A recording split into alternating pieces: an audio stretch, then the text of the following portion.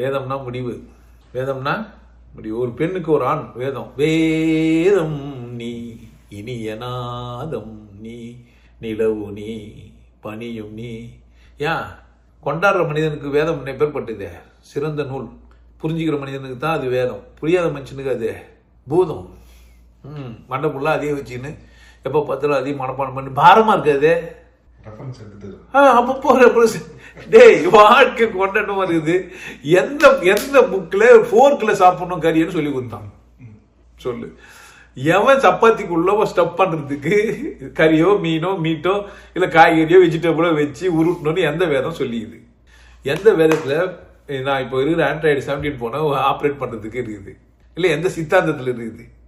வாழ்க்கை புதுசு, காலகாலமாக மாறின்னு வந்துன்னுக்குறோம். உங்களுக்கு இந்த காலத்தில் இதெல்லாம் என்றோ எப்போ யாராலோ எதுக்காகவோ எழுதப்பட்ட நூல் இன்னைக்கு உதவாது, பயன்படாது, தேவையில்லை. சும்மானா நீங்கள் அந்த புக்கெல்லாம் வச்சுருக்கிறீங்கன்னா இப்போ அட்டை போட்டு வச்சுங்க. அந்த காலத்துலேயே அவர் ஓடு வந்துக்கிறாங்கன்னு சொல்லி தெரியுங்க. அப்போ இப்போ எப்படிக்கிறீங்க?